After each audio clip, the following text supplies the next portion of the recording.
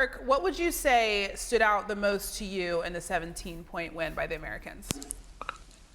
Well, I mean, I'm going to follow up on Wendy and add a little bit more to it. I mean, you throw in those guys who are defensive-minded, Derek White and Drew Holiday, and then you sprinkle a little Kevin Durant in the mix. But then you look at a big who hasn't fell out of the rotation, who's been coming off the bench, and since day one has been providing great minutes on both ends of the floor, and it's Bam Adebayo. And now he's adding that tray ball to his game and holding those corners. It's a luxury to have him, and you just got to shine the light. He's in great shape. He's moving well, and he's the prime example of if Steve Kerr gives him 1 minute, he's been giving Steve Kerr to give him a reason to get 3 minutes and then 6 minutes just by his play and his effort off the bench.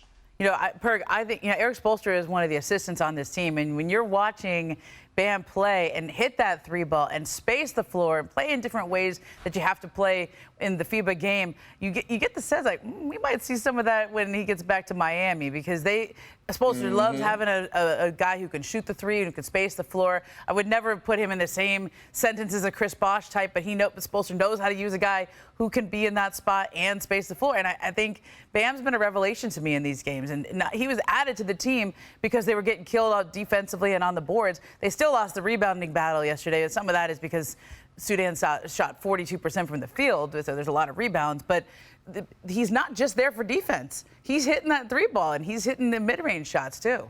The bench has been very huge for Team USA.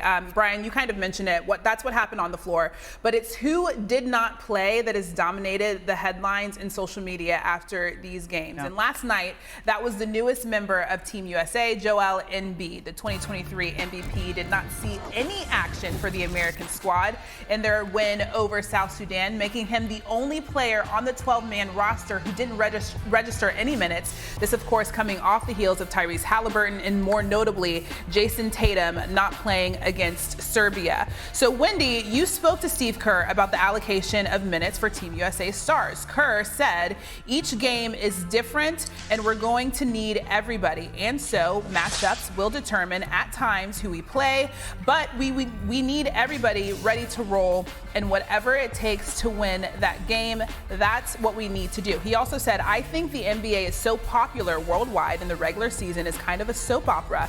And so we understand that social media takes over and everything becomes so dramatic. I think we need to give these guys more credit.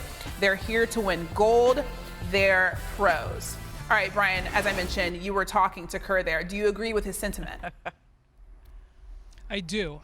By the way, Perk, Bam was all over me after the game yesterday because I speculated that to make room for Jason Tatum, they might reduce his role. He was like, "You're wrong, bro," and I have to say he was indeed right. It was actually Joel Embiid who made room.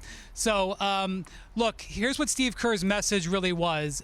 His message was, this is not the NBA. This is not about like, oh my gosh, you're upsetting a star player. He may not re-sign. He may demand a trade. He may go to his agent. This is about winning, hopefully, 6 games. And all these 6 games are going to be different. And in this particular game where South Sudan starts Wenyen Gabriel, who played power forward in the NBA, he's not even a center by small NBA standards.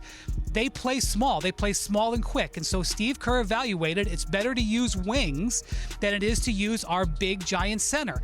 Just like it made more sense against Serbia to use their big giant center against Nikola Jokic and their other big guys and not as much of their wings. And that's going to continue to be that way. And Steve Kerr said 2 different times, you've got to stop thinking about this like the NBA, because we were asking him about, weren't you worried about Steph Curry? He went 1 of 9. He's like, yeah, well, in the NBA, Steph would go 1 of 9 in the first half, and then he might score 25 in the second half because he'll get 10 or 15 more shots. You can't look at it like this. He was actually kind of like preaching in a way, almost kind of pleading, look, stop looking at it like this. Stop evaluating, is Joel Embiid going to be upset? This is just the way it's going to be.